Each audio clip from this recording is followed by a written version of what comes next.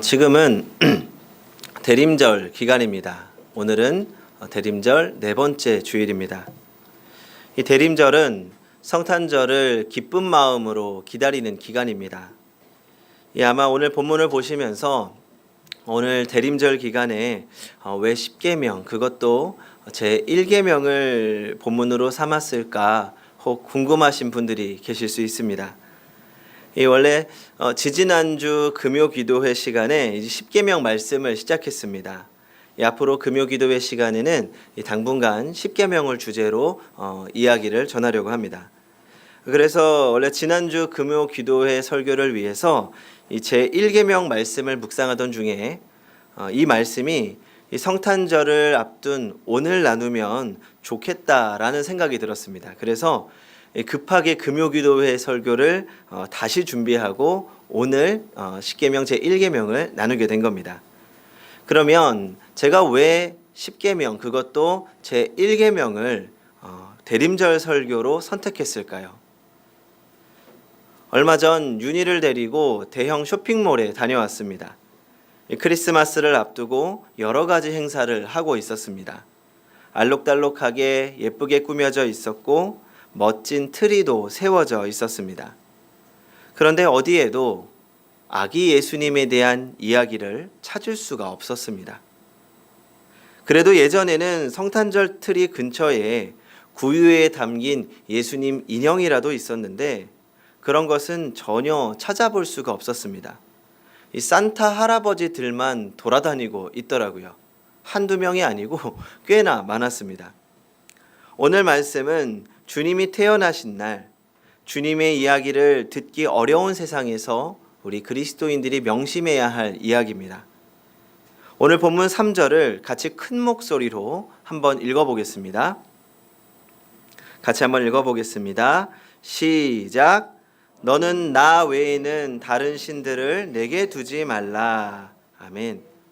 오늘 말씀이 너는 이러면서 시작됩니다.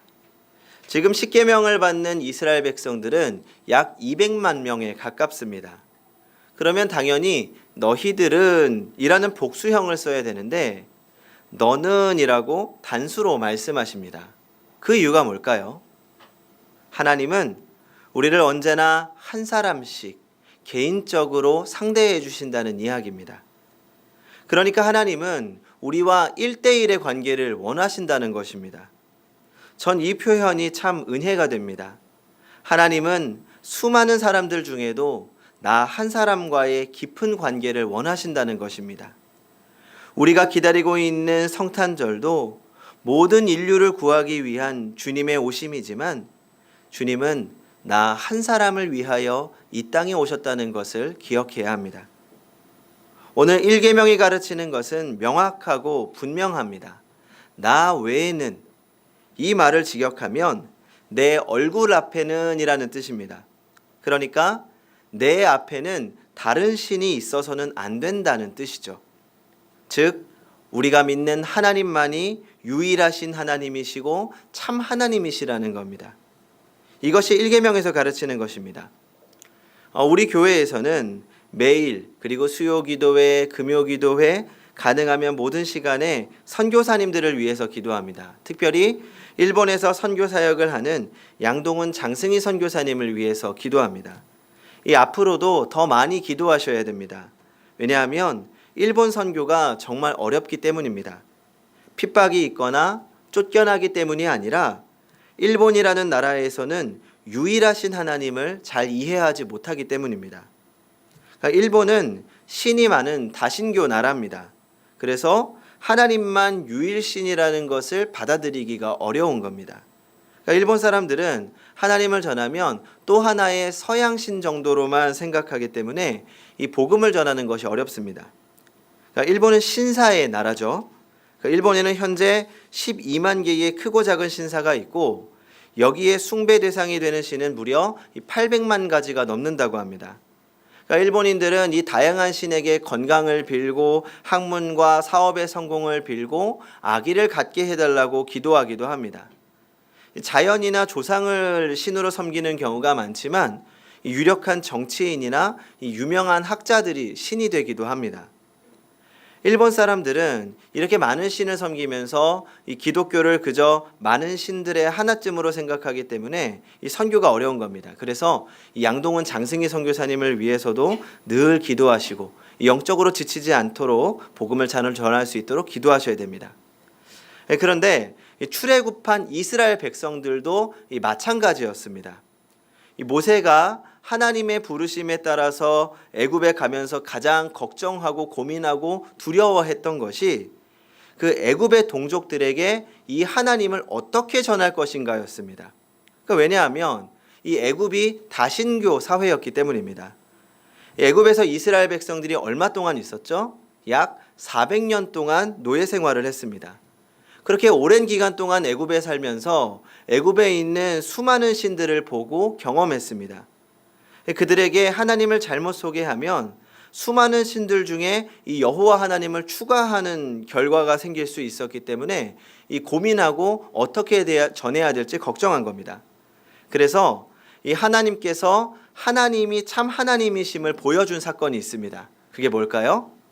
바로 10가지 재앙입니다. 이 10가지 재앙은 바로 왕에게는 하나님이 얼마나 위대하시고 전능한 신인지를 보여주는 사건이었고, 동시에 이 10가지 재앙은 이스라엘 민족들에게 애굽의 그 많은 신들이 가짜 신이라는 것을 보여준 사건입니다. 이 10가지 재앙 다 외우십니까? 이 첫 번째 재앙이 뭐죠? 피. 훌륭하십니다. 저도 이제 신대원 다닐 때 피게이파, 악도금의 흑장 이렇게 외웠던 기억이 납니다. 첫 번째 재앙은 이 나일강을 피로 물들인 사건입니다. 애굽은 나일강으로 인해서 굉장히 풍요를 누리던 곳이죠. 그래서 애굽 사람들은 이 나일강과 관련된 신을 숭배했는데 이 오리시스, 하피라고 하는 신입니다. 이 하피는 홍수를 담당하는 신의 이름이고, 이 오리시스는 나일강을 담당하는 여신입니다. 그 신들이 나일강을 잘 다스림으로 이 나일강을 통해서 풍요를 누린다고 믿었던 거죠. 그런데 모세가 그 나일강을 핏빛으로 만들어 버렸으니 이 나일강을 다스리는 신들이 모두 가짜라는 것이 드러난 겁니다.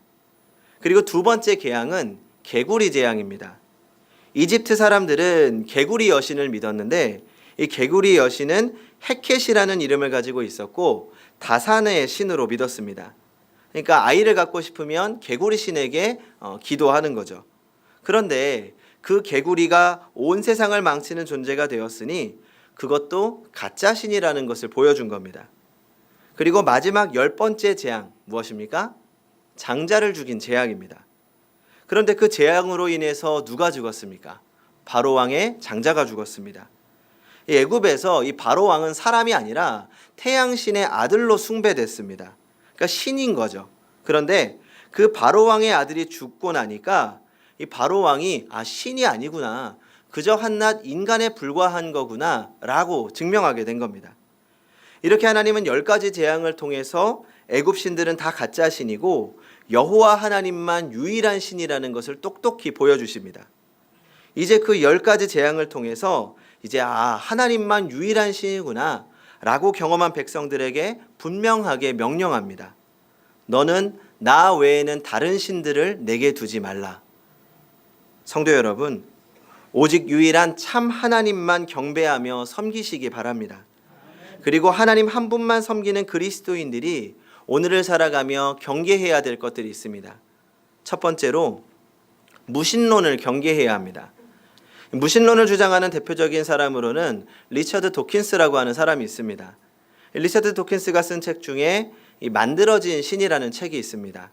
이 저자는 신이 없음을 주장하면서 오히려 신을 믿음으로 벌어지는 참혹한 전쟁과 기아와 빈곤들의 문제를 이야기합니다. 그러면서 차라리 신이 있는 것보다 신이 없어져야 사회가 오히려 더 희망적이라고 말하는 거죠. 그러니까 신은 없고 신을 믿는 종교 때문에 오히려 사회가 더 안 좋아진다는 겁니다. 그리고 이 나날이 발전하고 있는 과학은 기독교가 아니라 무신론을 지지한다고 이야기합니다. 이 과학이 앞으로 더 발전할수록 신이 없다는 것이 증명될 것이고 기독교는 미신일 뿐이라는 겁니다. 지금도 세상에 신이 없다고 주장하는 사람들이 있습니다. 하지만 분명히 신은 존재합니다. 그리고 그 신은 우리가 믿는 유일하신 참 하나님이십니다. 이 도킨스가 문제 삼는 것은 종교의 본질이 아니라 이 타락한 인간이 드러내는 종교적인 현상일 뿐입니다. 문제는 종교 자체가 아니라 종교를 이용하는 인간들에게 있는 거죠. 오늘날 한국 교회에도 수많은 문제가 있습니다. 우리 교회 안에도 크고 작은 문제들이 있습니다. 하지만 그 문제가 하나님이 없다는 것을 증명하는 건 아닙니다. 오히려 세상에는 하나님이 없다는 것보다 하나님이 계실 수밖에 없다는 증거가 훨씬 더 많습니다. 어느 무신론자 선생님이 학생들에게 질문을 했습니다. 하나님이 계신 곳을 말해주면 내가 돈 1,000원 줄게. 그러자 한 학생이 말했습니다. 하나님이 안 계신 곳 찾아내시면 제가 돈 10,000원 드릴게요. 그리고 실제로 무신론을 주장하다가 이 바뀐 사람들의 이야기를 들어보면 더욱 공감이 됩니다. 20세기 최고의 무신론자 중에 앤서니 플루라고 하는 사람이 있습니다. 리처드 도킨스보다 이 앞선 시대에 훨씬 더 완고한 무신론자입니다. 그러던 그가 지난 2011년에는 존재하는 신이라는 책을 써냈습니다. 그는 그 책에서 무신론자였던 자신이 신의 존재를 인정할 수밖에 없었던 이유에 대해 이야기합니다. 그가 수십 년 동안 고집했던 무신론을 버린 가장 큰 이유를 이렇게 설명합니다.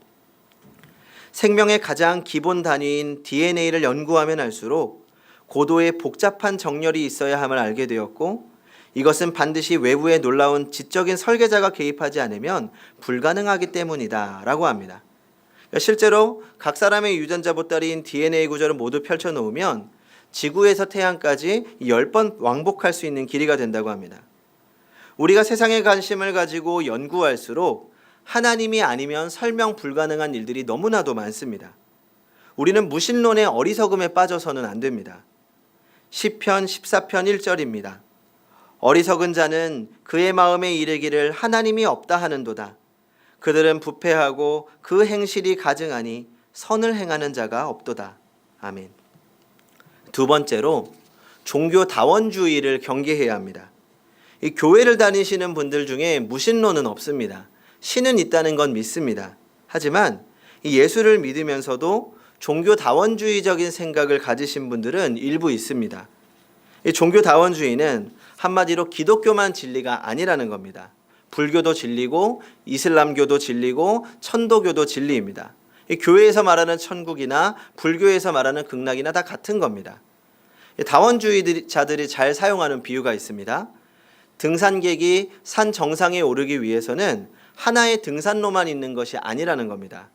빠른 길도 있고 돌아가는 길도 있고 다양한 길을 통해서 정상에 도착할 수 있는 것처럼 종교는 각자 길은 다르지만 목적지는 같다는 겁니다. 이 뭐로 가도 서울만 가면 되는 거 아니냐라는 거죠. 하지만 이것은 잘못된 비유입니다. 정상을 향해서 올라가는 것처럼 보이지만 막상 도착해보면 정상이 아니라 천길 낭떠러지라고 하는 것입니다. 구원의 길은 오직 하나뿐입니다. 성경은 이렇게 고백합니다. 사도행전 4장 12절입니다. 다른 이로서는 구원을 받을 수 없나니 천하 사람 중에 구원받을 만한 이름을 우리에게 주신 일이 없음이라 하였더라. 아멘. 얼마 전에 재미있는 기사를 보았습니다. 이 불교신문에 등장한 기사인데 은평구 열린선원이 지난 9일에 크리스마스 축하 법회를 개최했다는 것입니다. 이 절에서 크리스마스 축하 법회를 연 거죠. 찾아보니까 구산역 근처에 있는 절 부지였습니다. 이 가나안 교회 목사님과 성도들을 함께 초청해서 목사님의 설교도 듣고 성경도 같이 읽어보는 시간이었습니다. 그리고 신문 제목에는 이렇게 쓰여 있었습니다. 예수님은 육바라미를 실천한 보살입니다. 도대체 무슨 소린가 했습니다. 알고 보니까 가나안 교회 손원영 목사님이 설교한 내용을 인용해서 제목으로 만든 겁니다. 그러니까 불자들이 예수가 누구냐라고 묻는다면 보살이라고 대답해야 된다는 겁니다. 왜냐하면 이 보살이라는 게 뭐 부처 이런 게 아니라 대승불교에서 보살은 위로는 보리를 추구하고 아래로는 중생을 교화한다는 상구보리 하화중생의 정신을 가장 잘 실천한 자라고 하면서 예수 역시 인간이 추구해야 할 궁극적인 모범이 되기 때문에 종교를 막론하고 예수 탄생을 기뻐하는 것이라고 말했습니다. 아멘이십니까? 네. 처음에는 도대체 이분이 무슨 소리를 하는 건가 했는데 아마도 이 목사님은 선원에서 초청하니까 그 기회를 통해서 복음을 전하면서 예수가 참신이다 이걸 말하고 싶으셨던 것 같습니다. 그런데 그 내용을 유리하게 편집해서 불교 신문에 집어넣은 거죠. 그러니까 이런 기사를 보면 사람들에게 어떤 생각이 듭니까? 그래, 절은 깨어 있는데 교회는 배타적인 것처럼 보이는 겁니다. 그러면서 교회를 향해서 더 손가락질하는 거죠. 도대체 너네만 잘났다고 그러냐? 너네도 부처님 오신 날 예배 한번 드려야 되는 거 아니냐? 뭐 이렇게 이야기할 수도 있는 겁니다. 근데 제가 최근에 그 목회자 인문학 모임에 이 스님 한 분을 모셔서 초청 강의를 들었습니다. 그러니까 설법을 들은 게 아니고 중앙승가대의 포교학과 교수입니다. 그러니까 불교의 현황과 뭐 미래 그리고 발전에 대해서 이야기를 들어본 거죠. 최근에 이 불교가 굉장히 하향세라고 합니다. 기독교가 뭐 줄어들고 있다고 하지만 불교가 더 심각하다고 합니다. 그러니까 한동안 유행이었던 이 템플 스테이도 완전히 망해서 이제는 우리나라 사람들이 찾는 게 아니라 이 외국인들만 찾는다고 합니다. 이 재미있는 건 불교에는 500년마다 한 번씩 부흥이 찾아오기 때문에 앞으로 그때를 기다리고 있다는 겁니다. 앞으로 500년 후를 기다리고 있는 거죠. 그런데 이 500년을 어떻게 기다릴 수 있냐? 왜냐하면 지금 불교에 땅이 굉장히 많다고 합니다. 제가 얘기한 게 아니고 포교학과 교수님이 한 얘기입니다. 불교에 절이 많으니까 그 땅이 많고 땅값이 계속 오르고 있으니까 그 땅을 조금만 팔아도 500년쯤이야 충분히 버틸 수 있다는 겁니다. 그래서 불교의 그 부흥을 500년 동안 기다리면서 그 사이에 우리도 또 불교의 부흥을 위해서 노력하고 있다는 거죠. 이런 기사들도 그런 포교 전략 중에 하나라는 겁니다. 불교는 다 포용할 수 있다는 걸 보여주는 거죠. 하지만 다 포용한다는 건 결국 아무것도 아니라는 것입니다. 진리는 하나입니다. 하나님만이 참신이십니다. 다른 종교와의 대화는 필요합니다. 같이 축구할 수 있습니다. 어려운 사람들 함께 돕는 일에 힘 보탤 수 있습니다. 하지만 구원에 관한 진리는 오직 예수 그리스도 한 분이라는 것을 우리는 늘 기억해야 합니다. 셋째로 종교 혼합주의를 경계해야 합니다. 이 종교 혼합주의란 하나님도 섬기고 다른 신도 섬기는 태도를 말합니다. 이 종교 혼합주의에 빠져서 잘못된 길을 걸어간 제1호가 바로 이스라엘 백성들입니다. 이스라엘 백성들이 가나안 땅에 들어가 봤더니 가나안 사람들이 섬기던 바알신, 아세라신, 암몬 사람들이 섬기던 밀곰신, 몰록신, 모압 사람들이 섬기던 그모스신 등 이 다양한 다종교 사회였습니다. 그러니까 이스라엘 백성들이 하나님이 말씀하신 가나안 땅에 막상 들어가 보니까 걱정이 되는 겁니다. 그러니까 광야에서 생활할 때는 하나님께서 하루하루 보내주신 만나와 메추라기를 먹고 살았는데 이제는 가나안 땅에 정착해서 땅을 경작하면서 거기에 나오는 농산물로 먹고 살아야 되는 겁니다. 그동안 내가 한 번도 해본 적이 없으니까 자신이 없고 불안한 거죠. 그래서 이스라엘 백성들은 가나안 신들을 철폐하는 것이 아니라 그 사람들과 어울리고 그 땅들의 신들을 섬기기 시작합니다. 불안하니까 하나님이 아닌 다른 신들을 의지하기 시작한 겁니다. 그렇다고 하나님을 버린 건 아닙니다. 하나님도 여전히 믿으면서 다른 신들도 동시에 섬긴 거죠. 오늘날도 태국 같은 나라에 가보면 오전에는 교회 가서 예배드리고 돌아가면서 절에 가서 복을 비는 사람들이 많다고 합니다. 그러니까 이런 게 종교 혼합주의 중에 한 모습입니다. 그러니까 한 목사님이 새로 등록한 성도님 집에 신방을 갔습니다. 이제 막 예배를 드리려고 하는데 벽에 보니까 달마대사님께서 떡하니 자리를 잡고 계신 겁니다. 그리고 옆을 돌아보니 머리맡에는 커다란 부적이 하나 놓여 있었고 그 밑에는 예수님이 달려있는 십자가 조각상이 있었습니다. 저게 뭐냐고 물었더니 여러 신의 복을 받으면 더 좋은 거 아니냐 이렇게 묻더라는 거죠. 결국 이 종교 혼합주의는 하나님만으로는 불안하다는 겁니다. 그래서 다른 신을 찾고 의지하는 거죠. 양다리 걸치는 겁니다. 이런 신앙의 형태는 종교가 섞인 미신의 형태만 의미하는 것이 아닙니다. 지금 내가 믿고 의지하는 것이 하나님이 아니라 돈을 의지하고 직장을 의지하고 연주를 의지하고 사람을 의지한다면 우리의 신앙이 세상과 섞여 들어가고 있는 것은 아닌지 점검해 보아야 합니다. 그리고 저도 최근에 제 신앙을 점검하는 가운데 있습니다. 혹시 예전에 제가 사업에 성공한 친한 동생의 이야기를 했던 거 기억하십니까? 그 사업도 잘 되면서 차도 바뀌고 저에게 제 돈으로 살 수 없는 선물도 사주었던 동생입니다. 사실 그 친한 동생이 친동생입니다.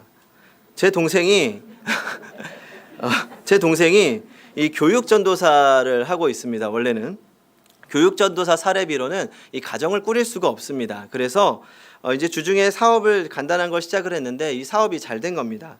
정말 하나님께서 믿을 수 없을 만큼의 은혜를 부어 주셨습니다.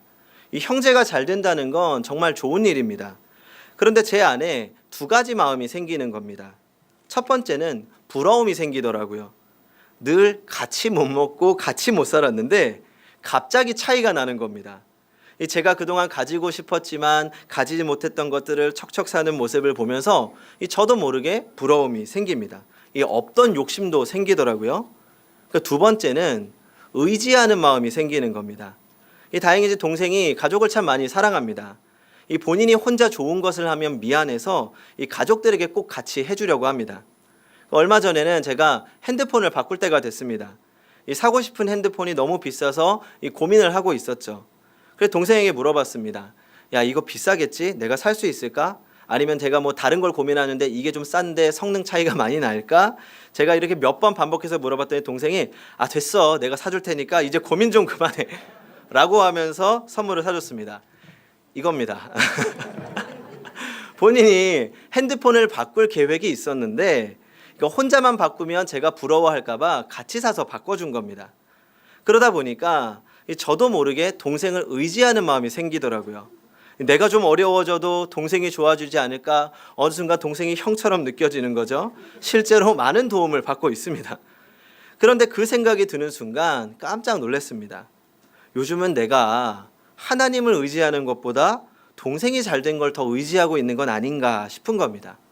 그러니까 무서워지는 겁니다. 왜냐하면 하나님은 하나님 외에 다른 것을 의지하는 걸 너무 싫어하시기 때문입니다. 오늘 너는 나 외에는 다른 신들을 내게 두지 말라. 이 말씀은 너는 나 외에는 다른 것을 의지하지 말라. 이렇게 해석할 수도 있습니다. 오늘 그리스도인들이 가장 경계해야 하는 것은 종교 혼합주의입니다. 세상은 자꾸 타협하라고 이야기합니다. 하나님 버리라고 이야기하지 않습니다. 하나님 믿어. 예배 잘 드려. 예배 잘 드려. 그런데 세상도 너에게 꼭 필요해. 이런 거 의지해야 돼. 필요해라고 이야기합니다. 하지만 우리가 이 땅에 살아가면서 의지해야 될 분은 오직 살아계신 유일하신 하나님, 참 하나님 뿐입니다. 성도 여러분, 이제 이틀 후면 성탄절입니다. 성탄절은 우리를 구원하시기 위해 예수 그리스도가 이 땅에 오신 날입니다. 만약 하나님이 한 분이 아니시라면, 기독교가 진리가 아니라면 가장 의미 없는 날일 것입니다. 하지만 성도 여러분, 우리 하나님은 오직 한 분이십니다. 진리도 하나입니다. 우리가 믿고 의지해야 할 분은 오직 하나님이십니다. 그렇게 오직 한 분 하나님만을 섬기고 하나님의 은혜로 살아가는 성도님들이 되시기 바랍니다. 기도하겠습니다. 유일하신 참 하나님, 하나님만이 세상의 주인이시며 참 하나님이심을 믿습니다. 오늘날 세상에 진리를 가장한 가짜가 너무나 많습니다. 성탄절이 다가오지만 주님이 아닌 다른 것들을 기억하는 사람들이 더 많습니다. 하지만 이 시간 유일한 참 하나님을 찬양합니다. 다른 것들을 의지하지 않고 오직 하나님만 의지하며 하나님만 경배하며 살게 하여 주시옵소서. 또한 다가오는 성탄절에도 주님만 높여지는 찬송의 성탄절이 되게 하여 주시옵소서. 예수님의 이름으로 기도합니다. 아멘.